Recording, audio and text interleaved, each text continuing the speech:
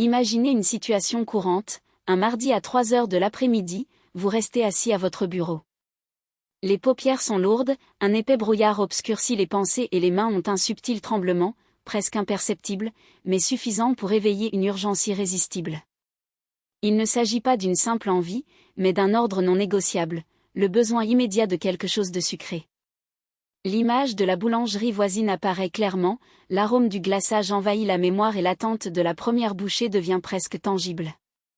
Cependant, l'estomac n'a pas besoin de nourriture. Ce qui se produit en réalité est une dissonance entre la raison et un système biochimique profondément altéré. Toute notre vie, nous avons été conditionnés à croire que la résistance à de telles impulsions dépend exclusivement de la volonté. Le discours dominant suggère qu'avec suffisamment de discipline, il serait possible d'ignorer les tentations sans conséquences majeures. Cependant, la science montre que la consommation de sucre ne se limite pas à une préférence gustative ou à un caprice inoffensif. Il s'agit d'un mécanisme de détournement neurochimique, dans lequel les circuits cérébraux associés au plaisir, à l'extase de l'amour et à l'euphorie de la victoire sont capturés par une substance cristalline omniprésente.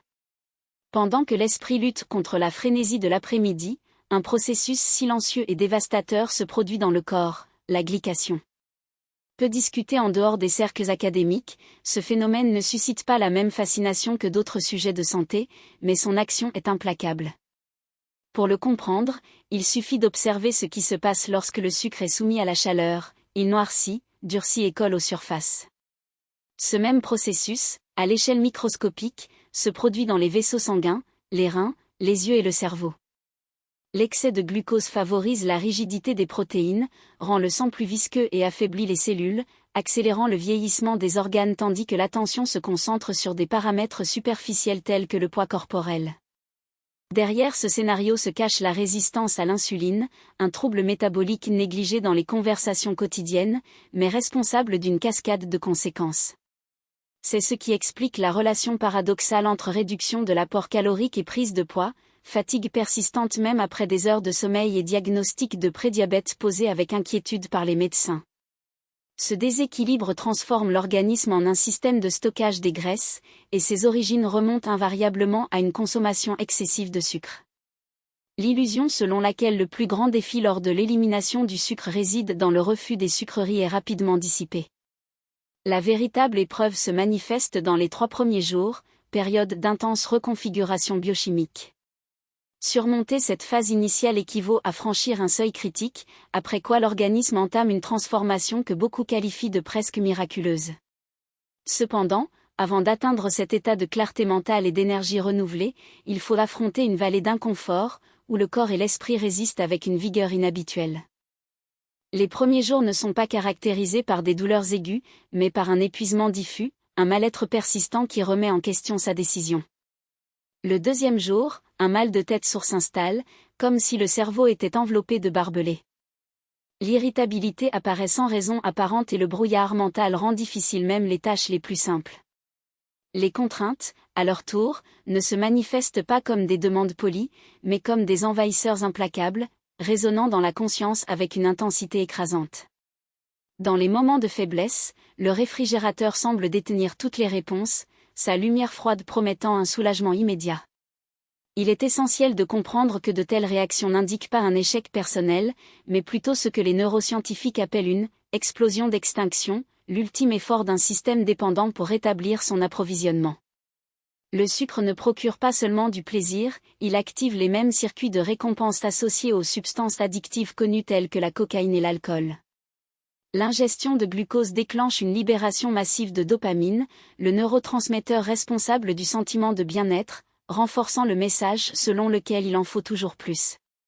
Au fil du temps, après des années de soda, de desserts et de petites gourmandises, ces circuits deviennent surstimulés, se transformant en autoroute à grande vitesse vers la dépendance. Pour illustrer ce processus, imaginez le cerveau comme une table d'harmonie lors d'un concert. Chaque expérience agréable, une conversation stimulante, un coucher de soleil, le goût d'une pomme fraîche possède son propre contrôle de volume. Le sucre, cependant, augmente ce volume au maximum à chaque exposition, saturant les récepteurs dopaminergiques. Avec la répétition, les expériences quotidiennes perdent de leur intensité et ressemblent à un bruit de fond. La pomme devient insipide, le coucher de soleil monotone.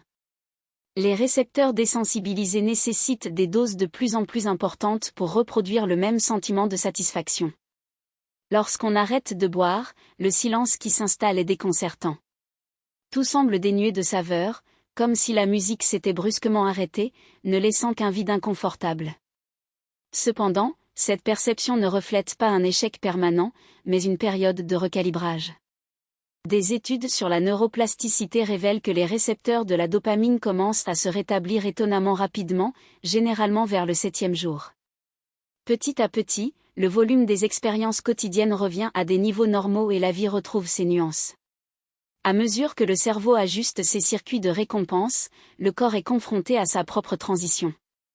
Tout au long de son existence, l'organisme a été conditionné à brûler du combustible rapidement absorbé, tel que du bois de chauffage fin, qui produit une énergie intense mais éphémère.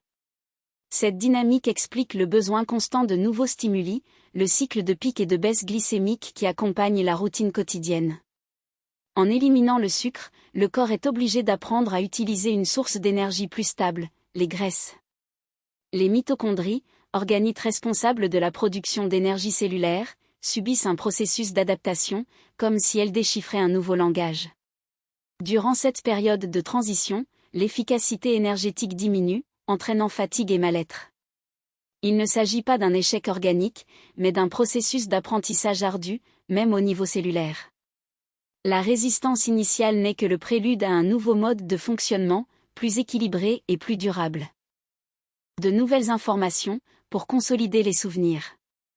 Des études montrent que les régimes riches en sucre compromettent la plasticité synaptique, réduisant ainsi la capacité à former des connexions neuronales. Le résultat est une sorte de brouillard cognitif permanent, un déclin progressif de la clarté mentale que beaucoup attribuent à tort au vieillissement naturel. Cependant, la suppression du sucre déclenche un processus de récupération surprenant. L'inflammation systémique, qui agissait auparavant comme bruit de fond dans le cerveau, diminue, permettant aux neurones de fonctionner avec une plus grande précision. La production de BDNF, Brain Derived Neurotrophic Factor, protéine essentielle à la survie et à la croissance des cellules nerveuses, est rétablie, favorisant la régénération des zones endommagées. L'impact le plus immédiat se manifeste dans la capacité de concentration. Les tâches qui nécessitaient auparavant des efforts surhumains pour rester concentrées deviennent soudainement gérables. La mémoire à court terme, une fois fragmentée, retrouve sa cohésion, comme si un filtre avait été supprimé. Et, ce qui est peut-être le plus révélateur, c'est que l'anxiété, cette agitation diffuse qui accompagne les pics et les baisses glycémiques, se dissipe. Il ne s'agit pas d'une illusion passagère, mais d'une restructuration biochimique. Le cerveau, libéré de la dépendance aux fluctuations glycémiques, commence à fonctionner dans un état d'équilibre jusqu'alors inconnu. Il existe également un effet secondaire moins discuté mais tout aussi transformateur, la reconnexion aux signaux internes de faim et de satiété. Pendant des années, une consommation excessive de sucre dérégule les hormones leptine et gréline, responsables de la régulation de l'appétit. Le résultat est une déconnexion chronique entre le corps et ses besoins réels, conduisant à des cycles de frénésie et de privation. En éliminant le sucre, ces mécanismes sont progressivement restaurés, permettant à l'individu de distinguer, avec une clarté sans précédent, la faim physiologique de la faim émotionnelle. Il ne s'agit pas de volonté, mais de retour à l'autorégulation, un processus que beaucoup décrivent comme « réapprendre à écouter son corps ». Ce qui est le plus intrigant, cependant, c'est la façon dont ces changements s'entremêlent. La réduction de l'inflammation profite non seulement au cerveau ou à la peau, mais se répercute dans tout le corps, comme une symphonie dont les instruments, auparavant désaccordés, jouent désormais en harmonie.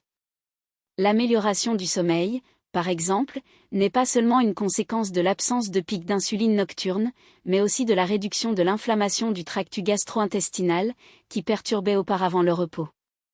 De même, la réduction de l'anxiété ne résulte pas uniquement de la stabilisation glycémique, mais aussi de la normalisation des niveaux de sérotonine, un neurotransmetteur dont la production est compromise par l'excès de sucre. Cette interdépendance révèle une vérité fondamentale, le corps humain n'est pas un ensemble de systèmes isolés, mais un écosystème intégré. Supprimer le sucre n'affecte pas un seul aspect de la santé, mais déclenche une cascade d'ajustements qui, ensemble, rétablissent un état de fonctionnement proche de l'idéal. Il ne s'agit pas d'une solution magique, mais d'un retour aux conditions pour lesquelles l'organisme a été initialement conçu.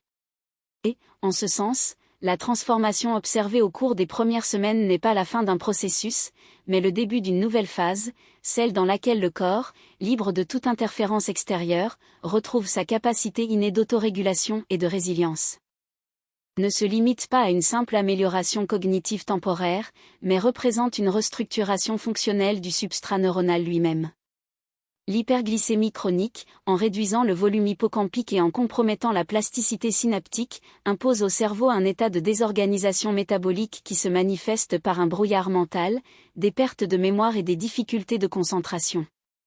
L'arrêt de la consommation de sucre déclenche à son tour la synthèse du facteur neurotrophique dérivé du cerveau, BDNF, une protéine qui agit comme un élément structurant dans la formation de nouvelles connexions neuronales et la consolidation des réseaux neuronaux préexistants.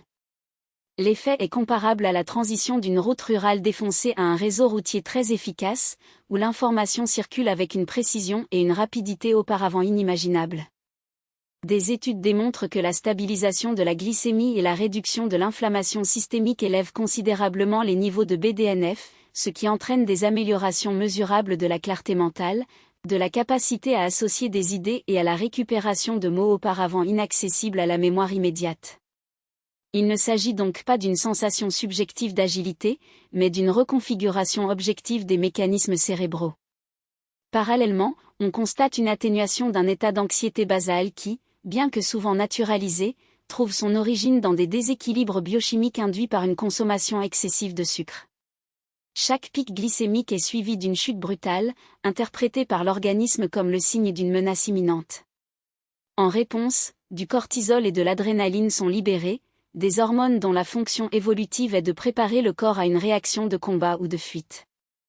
Cependant, en l'absence de danger réel, cette cascade hormonale génère un état de vigilance chronique, caractérisé par de l'agitation, de l'irritabilité et un sentiment diffus d'appréhension. L'élimination des fluctuations glycémiques interrompt ce cycle, permettant au système nerveux sympathique de revenir à un état de repos. La réduction de l'anxiété, dans ce contexte, ne résulte pas de pratiques méditatives ou d'interventions comportementales, mais de la suppression d'un stimulus biochimique qui maintenait l'organisme dans un état constant de préparation. Une question récurrente se pose alors: restreindre le sucre implique-t-il nécessairement d'exclure les fruits de l'alimentation ? La réponse nécessite une distinction précise entre les sources naturelles et artificielles de glucides. La nature, dans sa complexité évolutive, encapsulait le fructose dans une matrice fibreuse qui module son absorption intestinale, atténuant ainsi l'impact glycémique et favorisant la santé du microbiote. Une orange ingérée dans son intégralité préserve ce mécanisme de régulation, tandis qu'un verre de jus d'orange, dépourvu de fibres, équivaut à une charge de sucre libre, capable de surcharger le pancréas et de déclencher des réponses métaboliques indésirables. Le véritable risque ne réside pas dans les aliments complets, mais dans les produits industrialisés, dont les étiquettes cachent souvent des composés dont la nomenclature est inaccessible aux consommateurs moyens. La distinction fondamentale ne repose pas sur la peur, mais sur la compréhension des processus physiologiques sous-jacents. Vers le 25e jour d'abstinence, un recalibrage sensoriel remarquable se produit. Les papilles gustatives, auparavant désensibilisées par une exposition constante à des stimuli hyperappétissants, retrouvent leur capacité de discernement. Une pomme, auparavant perçue comme insipide, acquiert une douceur intense, presque excessive. Les légumes rôtis révèlent des nuances de saveur auparavant imperceptibles, comme si une couche de bruit sensoriel avait été supprimée. Ce phénomène n'est pas métaphorique, mais physiologique. Réduire la consommation de sucre restaure la sensibilité des récepteurs gustatifs, permettant d'apprécier des saveurs subtiles jusqu'alors éclipsées par l'intensité des stimuli artificiels. Au bout de la 3e semaine, les résultats sont tangibles, la peau est plus lumineuse, la cognition fonctionne plus efficacement, l'édème tissulaire diminue et l'anxiété se dissipe. Cependant, une question cruciale se pose: s'agit-il d'une expérience temporaire, destinée à être documentée sur les réseaux sociaux puis abandonnée, ou représente-t-elle le début d'une transformation durable ? La réponse à cette question définit non seulement le résultat immédiat, mais aussi le déroulement des décennies suivantes. Les soi-disant défis de 30 jours sont, par essence, structurés pour échouer, car ils intègrent une date de fin que le cerveau interprète comme un point de retour au modèle précédent. Une privation temporaire, suivie d'une récompense avec le même agent à l'origine du problème, perpétue un cycle de dépendance et de regret. Une approche efficace nécessite une perspective à long terme, analogue au concept d'intérêt composé appliqué à la biologie. En 30 jours, le foie, un organe central du métabolisme du fructose, entame son processus de régénération, éliminant l'accumulation de graisse intrahépatique. Après 6 mois, on observe une régression des lésions neuronales périphériques, telles qu'une neuropathie se manifestant par des picotements et des engourdissements. En 1 an, le risque de développer un diabète de type 2 est considérablement réduit, tout comme le risque de maladies neurodégénératives, de plus en plus associées à la résistance cérébrale à l'insuline. La décision prise aujourd'hui se répercute sur des décennies, déterminant si l'individu vieillira de manière autonome ou dépendante, avec lucidité ou déclin cognitif. Mais le plus gros obstacle n'est pas physiologique, mais psychologique. Refuser un aliment hyperappétissant dans un contexte social est souvent interprété comme une privation, comme un sacrifice qui renforce le sentiment d'exclusion. Ce récit intériorisé selon lequel l'abstinence représente une perte est plus nocif que le sucre lui-même, car il perpétue un cycle d'apitoiement sur soi et d'échec. Réinterpréter ce scénario nécessite un changement de paradigme. Le choix de la santé n'est pas un renoncement au plaisir, mais un refus d'être coopté par un système qui profite de la maladie. Il ne s'agit pas d'éviter une part de gâteau, mais de rejeter le statut de patient potentiel. La modération, dans ce contexte, se révèle être une stratégie illusoire, un mécanisme de négociation qui entretient une dépendance active. L'élimination, à son tour, brise le cercle vicieux. Cela ne veut pas dire que la consommation occasionnelle de sucre soit définitivement interdite. Après des mois d'abstinence, lorsque le corps retrouve son homéostasie, la réintroduction sporadique d'un aliment sucré peut se produire comme un choix conscient et non comme une contrainte. À ce stade, la perception du goût est altérée, ce qui était auparavant irrésistible peut paraître excessivement sucré, artificiel voire désagréable. La liberté ne réside pas dans la capacité de consommer du sucre sans conséquence, mais dans l'absence d'envie. La véritable autonomie se manifeste lorsque la fourchette est posée non pas par force de volonté, mais par manque d'intérêt. Mais la vraie liberté transcende la simple absence de restriction, elle se révèle dans la capacité de retrouver le plaisir dans sa forme la plus pure, détachée des distorsions imposées par les excès. Ce qui était autrefois masqué par l'intensité artificielle du sucre apparaît désormais clairement, permettant aux saveurs naturelles et à la vie elle-même d'être appréciées dans leur essence. Cette transformation ne se limite pas au goût, mais s'étend à la relation avec le corps, l'esprit et les choix du quotidien. Si l'objectif de rétablir l'équilibre métabolique et de reprendre le contrôle de ses habitudes résonne comme une nécessité, la première étape consiste à reconnaître que le changement n'est pas un sacrifice, mais un acte d'autodétermination. Il ne s'agit pas de remplacer une dépendance par une autre, mais de briser le cycle qui maintient le corps en otage des stimuli artificiels. Dans ce contexte, la décision d'entamer ce processus ne devrait pas être motivée par une obligation, mais par un véritable engagement envers sa propre santé, un contrat silencieux mais non négociable avec l'avenir. Cependant, le voyage ne doit pas nécessairement être solitaire. L'échange d'expériences, l'entraide et la responsabilité partagée sont des éléments qui valorisent les résultats et donnent une plus grande solidité aux transformations. Identifier quelqu'un qui recherche également cette voie, quelqu'un avec qui dialoguer, questionner et surtout tenir bon, est une ressource précieuse. Après tout, il est plus facile de créer de nouvelles habitudes lorsqu'il existe un système de soutien, qu'il soit formel ou informel. Pour ceux qui souhaitent accélérer ce processus de rééquilibrage, il existe une stratégie complémentaire dont l'efficacité est largement documentée, le jeûne intermittent. Combinée à l'élimination du sucre, cette méthode optimise non seulement la sensibilité à l'insuline, mais favorise également une récupération métabolique plus profonde et plus durable. Les bénéfices observés dépassent la sphère physiologique et s'étendent à la clarté mentale, à la stabilité énergétique et à la réduction de l'inflammation chronique. La combinaison de ces approches ne se limite pas à des résultats progressifs, il redéfinit les paramètres de ce qu'il est possible de réaliser en termes de bien-être.